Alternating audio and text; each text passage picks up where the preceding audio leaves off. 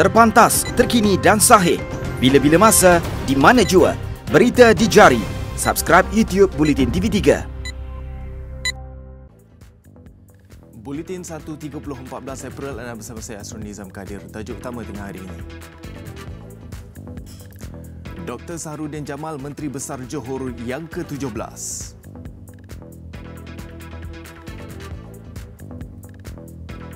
Juga insiden lemas babit kematian 6 anggota bomba Oktober lalu disahkan kejadian tidak dijangka.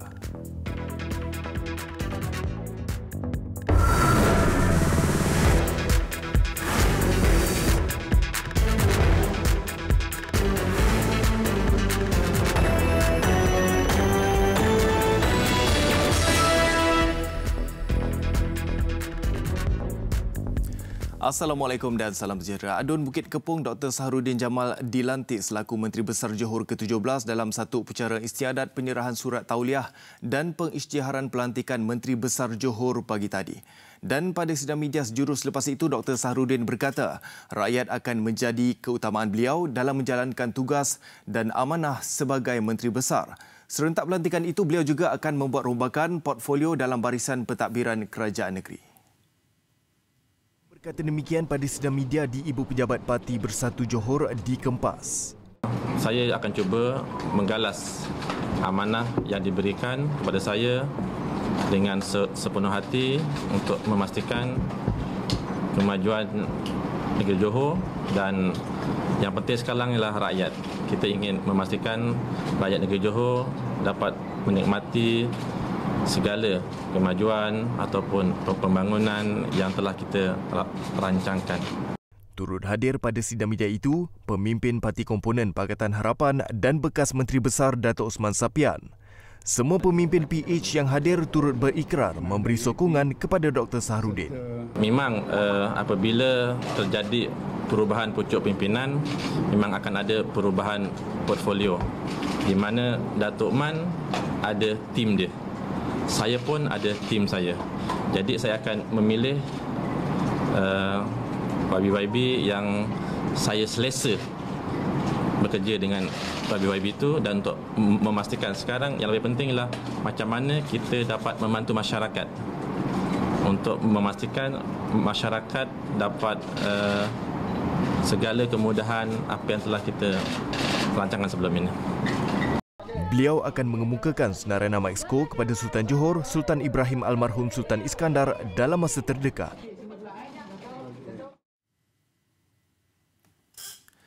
Terdahulu, Dr. Sahrudin Jamal mengangkat sumpah sebagai Menteri Besar Johor ke-17 di hadapan Sultan Ibrahim jam 9.30 pagi tadi. Menurut catatan laman Facebook Sultan Ibrahim, Adun Bukit Kepong itu menerima surat tauliah pelantikan dan melafaz sumpah menyandang jawatan pada majlis yang berlangsung di Balai Mengadap Istana Bukit Serin. Berangkat sama Tunku Mahkota Johor Tunku Ismail Sultan Ibrahim dan menantu Sultan Ibrahim Datuk Danis Muhammad Abdullah. Dr. Sahrudin, 43 tahun, menggantikan Datuk Osman Sapian yang meletak jawatan pada 8 April lalu. Beliau sebelum ini merupakan pengerusi Jawatan Kuasa Kesihatan Alam Sekitar dan Pertanian Johor.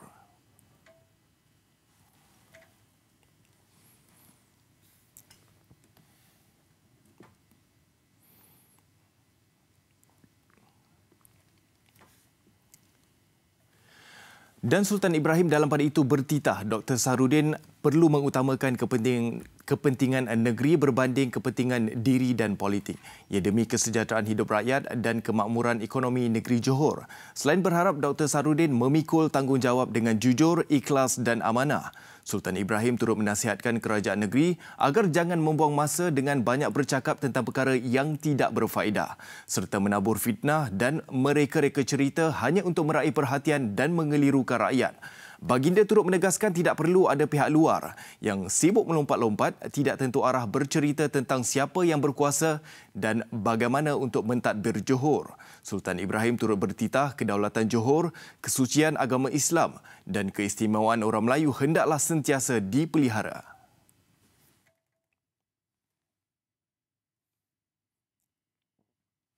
Berikut adalah kronologi peristiwa serta kontroversi yang melibatkan Datuk Osman Sapian sehingga membawa kepada peletakan jawatannya sebagai Menteri Besar Johor Isnin lalu. Pada 12 Mei 2018, Datuk Osman yang juga anggota Dewan Undangan Negeri Kempas mengangkat sumpah sebagai MB Johor yang ke-16 di Istana Bukit Serin. Sejurus mengangkat sumpah, beliau mengeluarkan kenyataan mengenai Pakatan Harapan di Johor tidak akan memberi peruntukan kepada pembangkang, tetapi ditegur oleh Presiden Parti Pribumi Bersatu Malaysia Bersatu, Tan Sri Muhyiddin Yassin 2 hari kemudian. 11 Januari 2019, Menteri Besar Johor itu menafikan memasuki perairan Singapura ketika lawatan di perairan negara seperti didakwa Kerajaan Singapura. 14 Februari, Datuk Osman yang terpalit kontroversi isu sijil palsu mengakui tidak menamatkan pengajian ketika menuntut di Kolej Pertanian Malaya yang kemudiannya dinaik taraf menjadi Universiti Pertanian Malaysia UPM. Beliau turut meminta maaf secara umum kepada rakyat terhadap kekeliruan dan salah faham berhubung kelayakan akademiknya. Kira-kira sebulan selepas itu, Datuk Osman memperjelaskan lawatannya ke Batam ketika Johor dilanda bencana pencemaran kimia Sungai Kim Kim sebagai lawatan kerja yang telah dirancang dan turut memendekkannya dari 3 hari kepada kurang sehari.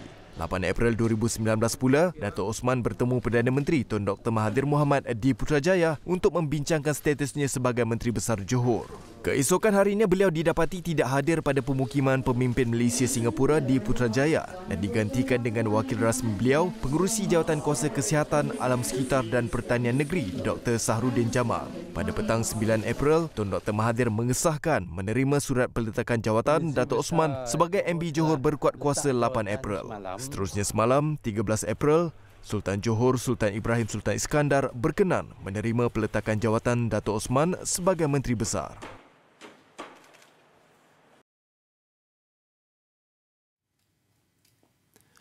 Seorang bayi perempuan berusia 10 bulan maut selepas kereta Pro 2 Kenari yang dinaikinya bersama 3 lagi anggota keluarga terlibat kemalangan di Jalan Lingkaran Dalam Johor Bahru awal pagi tadi.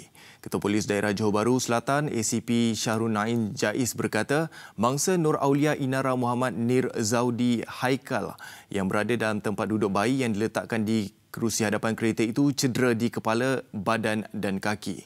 Kemalangan jam 1.15 pagi tadi itu turut mengakibatkan ibu dan bapa mangsa Muhammad Nir Zaudi Haikal Abdullah 29 tahun dan Wan Nur Izzati Wan Muhammad Zafar 22 tahun cedera parah. Mereka kini dirawat di Wad Zon Merah Hospital Sultanah Aminah HSA. Kakak mangsa Nur Aulia Maisara 2 tahun pula cedera di kaki kiri. Syahuri Nain berkata kemalangan dipercayai berlaku ketika kenderaan keluarga itu sedang menuju ke rumah mereka di Taman Tampoi Utama dari Setulang Laut sebelum tiba-tiba dilanggar sebuah kereta Mercedes dari arah belakang. Akibat pelanggaran itu, kenderaan mereka hilang kawalan lalu terbabas ke kiri jalan dan terlanggar batu pembahagi jalan sebelum berpusing sejauh 30 meter dan terbalik. Mangsa meninggal dunia di unit kecemasan HSA semasa mendapatkan rawatan. Pemandu kereta Mercedes berusia 43 tahun itu ditahan bagi membantu siasatan lanjut di bawah Seksyen 41-1 Akta Pengangkutan Jalan 1987. Suspek tidak mengalami sebarang kecederaan.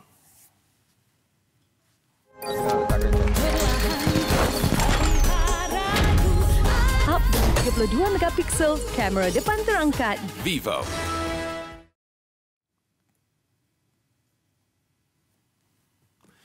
Insiden lemas membabitkan kematian 6 anggota bomba semasa operasi mencari dan menyelamat di Lombong Taman Putra Perdana Selangor 3 Oktober tahun lalu diputuskan sebagai satu kejadian yang tidak dijangka. Berdasarkan fakta siasatan dan penelitian, Jawatan Kuasa Siasatan mendapati tiada unsur kecuaian dan pelanggaran operasi kerja standard SOP yang disengajakan dalam insiden itu. Berlaku daripada pelbagai faktor yang wujud sebelum dan semasa kejadian yang merangkumi pelbagai aspek antaranya persekitaran, manusia, peralatan dan prosedur. Ia termasuk ketiadaan sistem penyiasatan insiden lemas dan langkah pencegahan bersepadu sebelum ini. Risiko dinamika persekitaran low head dam LHD yang kurang diketahui orang awam dan anggota-anggota penyelamat yang terlibat serta berlakunya kekeliruan komunikasi dalam kalangan pasukan penyelamat manakala pelan tindakan kecemasan tidak berfungsi seperti dirancang. Sehubungan itu, Kementerian Perumahan dan Kerajaan Tempatan bersama agensi-agensi terlibat akan melaksanakan beberapa langkah penambahbaikan. Antara cadangan yang dikemukakan, penambahbaikan reka bentuk struktur LHD, menaik taraf peralatan serta kelengkapan unit khas Jabatan Bomba dan Penyelamat, melaksanakan langkah-langkah pencegahan seperti pemasangan pagar dan papan tanda amaran, di samping memperkasakan peranan Majlis Keselamatan Aktiviti Air yang meningkatkan kesedaran masyarakat tentang keselamatan aktiviti di air. Dalam kejadian 4 Oktober lalu, 6 anggota pasukan penyelamat di air PPDA dari Balai Bomba dan Penyelamat Pelabuhan Kelang serta Shah Alam terkorban ketika misi mencari dan menyelamat seorang remaja berusia 17 tahun.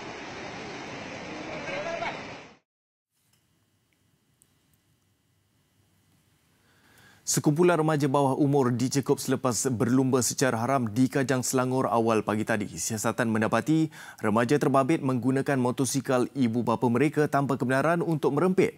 Operasi bahagian siasatan penguatkuasaan trafik daerah Kajang bersama 3 pegawai dan 23 anggota itu turut menyekat laluan 2 hala ketika kumpulan remaja itu sedang leka berlumba. Operasi bermula jam 9.30 malam ini turut melakukan pemeriksaan ke atas 113 buah motosikal. Polis turut melakukan pemeriksaan badan terhadap 123 individu. Ketika ditanya mengapa guna motosikal ibu bapa, pelbagai alasan diberi. 15. Memang selalu datang sini ya? Hah? First time. Datang seorang ke apa? Ke ada kawan-kawan lagi? Duduk kat mana? Kat mana? Sungai Besi. So masih sekolah lagi lah? Ni mak ayah tahu tak? Keluar malam-malam ni? Tak tahu lah. Motor sendiri ke? Motor ayah. Ayah izinkan lah pakai motor dia. Polis mengeluarkan sejumlah 157 saman atas pelbagai kesalahan, antaranya nombor pendaftaran tidak mengikut spesifikasi, tiada lesen dan ubah suai kenderaan. 10 buah motosikal disita. 14 individu turut dipaksa melakukan ujian saringan air kencing. Operasi berakhir jam 7 pagi tadi. The digital tax is coming. How will it affect you and how will it be implemented?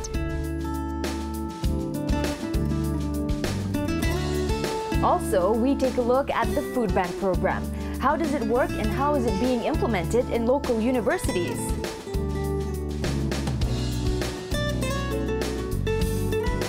For all this and more, don't forget your date with us Monday, 6 p.m. on TV3.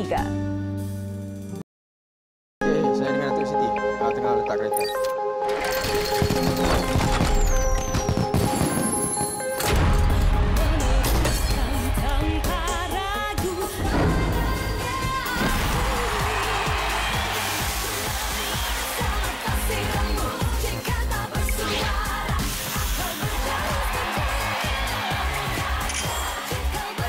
Dengan 32 megapiksel, kamera depan terangkat.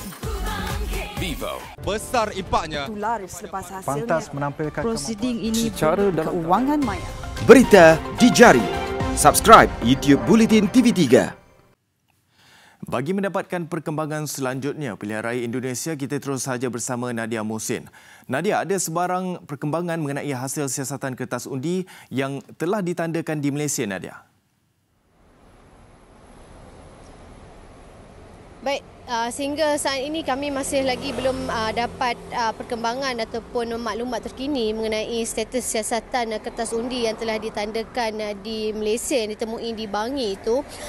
Dan semalam setelah selesai debat kelima, kita juga cuba untuk mendapatkan respon dari Ketua Komisioner KPU Suruhanjaya Pilihan Raya Indonesia, namun beliau enggan memberikan sebarang komen, dan pagi ini keadaan di KPU sendiri masih lagi lengang dan sepertinya kita tidak akan berjaya mendapatkan apa-apa maklumat sehingga saat ini, dan kami difahamkan pemilihan awal telah pun dilakukan, tetap dilanjutkan di Malaysia pada hari ini juga, dan kita akan cuba untuk mendapatkan maklumat mengenai perkara itu hari ini.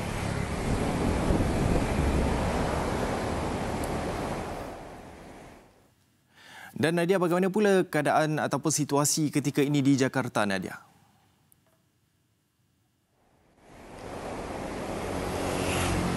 Situasi untuk maklumat pemilihan Pilihan raya kali ini telah pun memasuki waktu tenang selama 3 hari bermula hari ini. Ini bermakna parti politik maupun calon-calon yang bertanding tidak dibenarkan untuk berkempen sama sekali. Dan berdasarkan pemerhatian kami awal pagi ini di sekitar Kota Raya Jakarta, memang spanduk maupun poster parti dan calon yang bertanding telah pun diturunkan. Hanya sebahagian saja yang masih belum diturunkan, tetapi arahan telah dikeluarkan dan mereka tidak dibenarkan untuk berkempen sementara waktu tenang ini.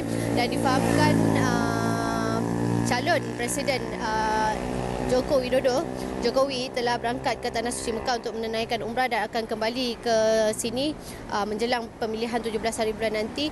Sementara Prabowo mungkin dijadualkan akan mengikuti ataupun mengadakan program-program yang berbentuk soft program sepanjang tempoh 3 hari ini. Begitu. Baik, terima kasih Nadia dengan laporan itu tadi. Kita ke laporan seterusnya. 2 kanak-kanak maut selepas ribut dan puting beliung membadai Texas, Amerika Syarikat. Kejadian turut menyebabkan 7 orang yang lain cedera. Kejadian turut menyebabkan lebih 1,500 penduduk terjejas. Sekurang-kurangnya 2 buah rumah rosak teruk. Stesen televisyen tempatan melaporkan puting beliung menyebabkan ribuan penduduk terpaksa bergelap. Perkhidmatan Cuaca Kebangsaan terpaksa mengeluarkan amaran berjaga-jaga. Ini kerana perkhidmatan itu meramalkan angin kencang sehingga 113 km sejam dan hujan lebat sehingga 5 cm diameter melanda Texas. Antara kawasan terjejas Texas, Louisiana, Selatan Arkansas, Mississippi dan Barat Alabama. Besar impaknya. Pantas menampilkan prosiding ini secara dalam kewangan maya. Berita di jari. Subscribe YouTube Bulletin TV3. Laporan sukan dimulakan dengan saingan Liga Perdana Inggeris. Tottenham Hotspur kembali memintas Chelsea di kedudukan ketiga Liga selepas menang besar 4-0 ke atas Huddersfield Town dalam satu daripada beberapa perlawanan yang berlangsung malam tadi. Dalam aksi di gelanggang baru mereka, Stadium Tottenham Hotspur, anak buah Mauricio Pochettino nyata bersemangat meskipun beraksi tanpa Harry Kane dan Dele Alli akibat kecederaan. Lucas Moura muncul wira Spurs dalam perlawanan berkenaan selepas meledak hat-trick ditambah gol pembukaan oleh Victor Wanyama pada babak pertama. Lain-lain perlawanan menyaksikan Manchester United menghidupkan peluang buru slot Liga Juara-Juara apabila menang tipis 2-1 ke atas West Ham United. Bournemouth membelasah Brighton 5-0 di tempat lawan. Everton tumpas 2-0 di tangan Fulham. Burnley menang 2-0 atas Cardiff dan Southampton menundukkan Wolves 3-1 di St Mary.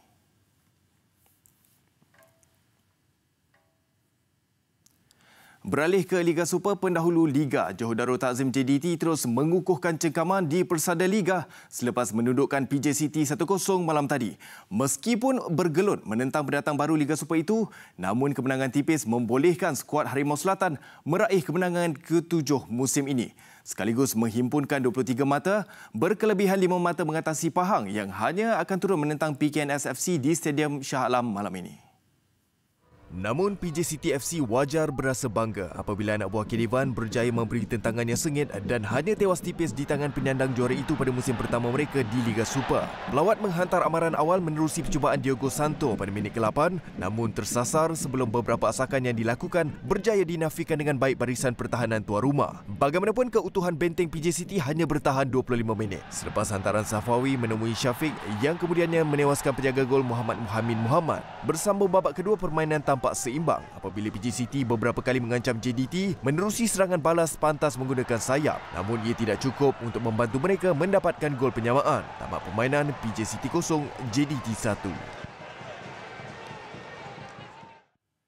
Dalam satu lagi aksi Liga Super, PKNP FC meneruskan rentak kemenangan apabila menumpaskan Melaka United 1-0 di Stadium Majlis Perbandaran Manjung. Perlawanan babak pertama agak seimbang dengan bola lebih banyak berlegar di bahagian tengah yang menyaksikan hampir tiada percubaan berbahaya di jana barisan penyerang kedua-dua pasukan. Peluang terbaik tuan rumah hadir pada minit ke-22 menerusi rimatan Muhammad Al-Fatih Muhammad Afandi dari luar kotak penalti. Namun tepat kedakapan penjaga gol lawan Khairul Fahmi Cekma. Gol tunggal perlawanan itu diperoleh hasil jaringan sendiri Ahmad Khuzaimi PE yang tertampan hantaran lintang Yashir Pinto pada minit ke-66. Ini adalah kemenangan 3 kali berturut-turut PKNP dalam saingan Liga Super, berbanding MU yang mencatatkan 3 kekalahan berturut-turut.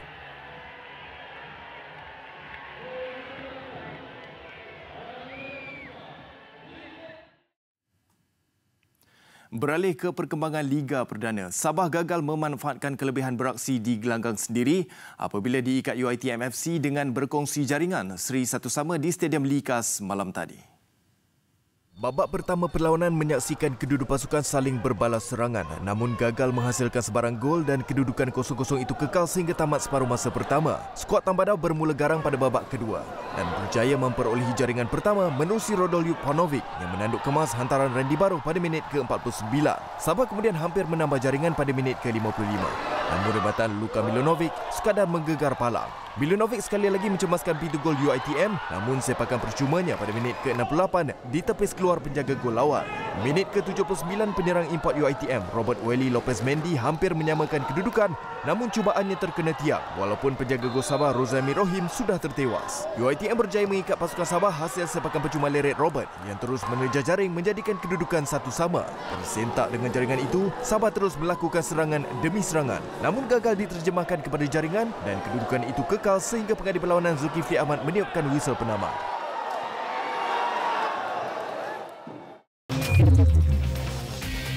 Sementara itu, dalam satu lagi aksi Liga Perdana di Stadium KLFA Ceras malam tadi, UKM FC dan Selangor United juga berkongsi satu mata selepas seri 2 sama. Tuan rumah UKM terlebih dahulu di depan hasil jaringan sendiri Rizwan Khamis pada minit ke-38 sebelum Ranggi Oftawan Osman mengikat semula kedudukan 1 sama di babak kedua. Selangor United meraih gol pendahuluan yang dicari menerusi Muhammad Yazid Zaini minit ke-74 namun tidak kekal lama apabila UKM menyamakan papan jaringan kepada 2 sama hasil satu lagi gol sendiri. Kali ini dijaringkan Mateo Roskam di hujung permainan. Laporan itu tadi mengakhiri Buletin 1.30 hari ini. Kelibat penyanyi rock legenda Amy Search menyamar sebagai pemuzik jalanan di MRT Indonesia sehingga tular di laman sosial mengakhiri paparan hari ini. Saya Asrul Nizam Kadir. Salam hormat, Assalamualaikum dan selamat berhujung minggu.